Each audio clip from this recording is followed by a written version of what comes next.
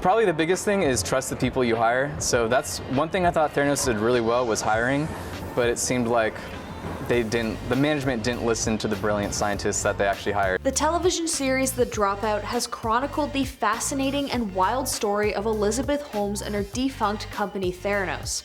I feel like if you're watching this video, you've definitely seen the others that we've done on it, so I'll definitely just be kind of skimming the fraud thing and speaking more about Tyler Shultz, the whistleblower who started the takedown of the entire company.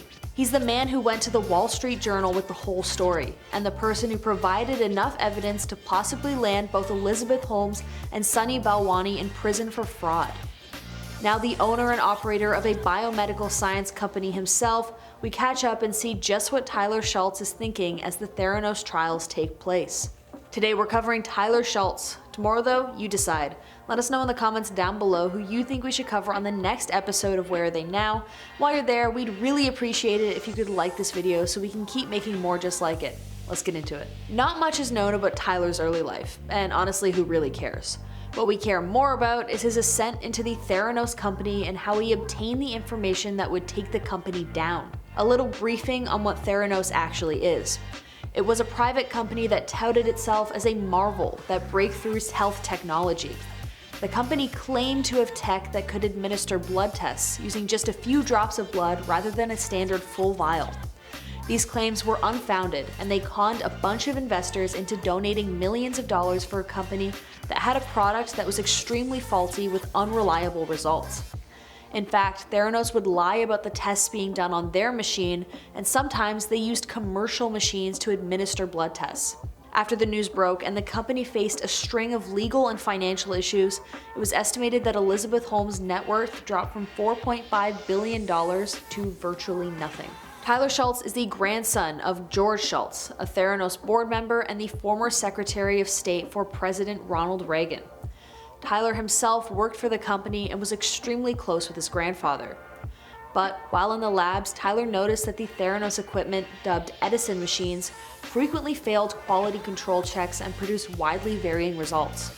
This was extremely dangerous for medical patients who relied on accurate information for test results, from cancer diagnosis to whether or not to require surgery. He had originally met Elizabeth Holmes in 2011 while he was visiting his grandfather. Tyler describes that he, quote, fell in love with her vision of instant and painless blood tests. After he got his degree in chemical engineering, Tyler interned at the company, then was hired on full-time. Tyler specifically was hired on to be quality assurance for test results, and so would run blood samples a few times to make sure that the results were accurate. One such result tipped him off when it was claimed that an STD was able to be detected with 95% accuracy. When Tyler ran the blood through again, he found that accuracy was much closer to 65%. That meant that if 100 people infected with the disease were tested only with the Edison machine, as many as 35 of them would likely incorrectly conclude that they were disease-free. He also noticed that the Edison machines were continually flunking quality control standards. He also said that the notoriously rough-handed Sunny Balwani had pressured the lab employees to ignore the failures and run blood tests on the machine anyways, contrary to accepted lab practices. So he sent a concerned email directly to Elizabeth Holmes, who did not respond. Instead, Sunny replied, quote, "We saw your email to Elizabeth.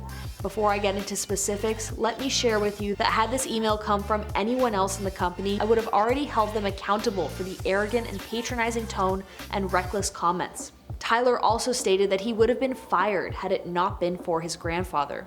So he quit. As he was leaving the office, he got a concerned call from his mother, who told him to stop whatever he was about to do because Sunny had called and threatened her, stating that whatever Tyler did would be met with the harshest extent of the law. Tyler then went directly to his grandfather, who effectively brushed him off. The Theranos board member and Tyler's own grandfather said that the blood testing machines worked so well that they were being used in military hospitals. Tyler knew that that was a lie. His grandfather then attempted to pressure him into signing a confidentiality agreement after they found out that Tyler had spoken to a reporter. He continually was pressured to sign non-disclosure agreements which would effectively silence him forever. He kept refusing and learned that he was being followed by private investigators. His parents pleaded with him to sign the form or they would have to sell the house to cover legal fees. That being said, they later stated, quote, "Tyler had acted exactly like the man we raised him to be, and we are extraordinarily proud of him." Then, in 2015, the article was published and all contact with NDAs had ceased. Now though, as the trials occur and Elizabeth Holmes and Sunny Balwani are facing the fullest extent of the law for their actions, Tyler opened up once more about how things have been since the television series The Dropout aired. Tyler now works for a biotechnology company and is collaborating with a team of researchers to try and build a portable device that would be capable of diagnosing a dozen diseases from a person's blood, saliva, and vital signs. He also recalls meeting with his grandfather before the trials began. They hadn't spoken in 7 months. He said he told his grandfather how he was so disappointed in the lack of support from him throughout the entire ordeal.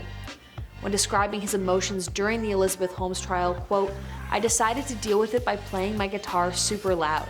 I probably disturbed my neighbors. I had a lot of nervous energy. And I can totally understand why. He blew the whistle on the company when he was only 22 years old.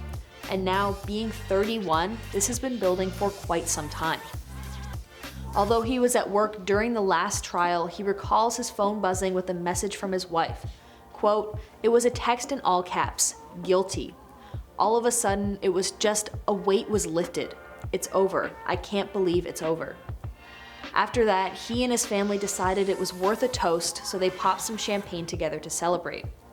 Although Tyler wasn't the only whistleblower, he was the first to report to others about the irregular findings to regulators. When speaking to his grandfather before Elizabeth's trial went down, Tyler recalls stating, quote, "I am pleading with you as your grandson. Please do the right thing." He begged his grandfather to distance himself from Theranos publicly. Although George isn't on the board of directors anymore after the company ceased production, he is on the board of counselors. In response to Tyler's pleas, he was non-committal. He remained on the board of counselors, and the two hadn't seen or spoken to each other since that meeting. So far, during the trials, Tyler has not yet been asked to testify against Elizabeth Holmes. Although now that Sunny's trial is underway, I feel like they may very well ask him to testify there given the emails coming directly from him. He and his parents, obviously not including his grandfather, celebrated when Elizabeth went down for her crimes and was convicted of fraud. She is currently awaiting a sentence for a guilty verdict and could face up to 20 years in prison. Similarly, Sunny is currently awaiting his verdict and sentencing if found guilty, which, let's be honest, he will be. It's been really great to see that Tyler's parents haven't abandoned him like his grandfather did. Although I totally understand their fear towards standing up to what once was a multi-billion-dollar company, Tyler did the right thing. Currently, he is the CEO of his own biomedical science company that focuses on women's fertility issues. While he says he would never become another Elizabeth Holmes, he does concede that he is another startup founder who now better understands the high-pressure context that might create someone like Holmes. In a very recent Economic Times article, like a couple days ago recent, Tyler also stated that although his grandfather never apologized to him, he did tell Tyler that he was right about Theranos all along. The two reconciled very briefly before George Shultz passed away in 2021. I guess in a way that can be closure enough for the family rift caused by the dubious ethics of Theranos. Well guys, I know we've done like a million Dropout videos, but this one was genuinely exciting to make. Tyler is a modern day hero in my eyes. Please don't forget to subscribe to this channel so you can stay updated on when we post next. Thank you for watching this episode of Where Are They Now? I've been your host Sierra. See you guys next time.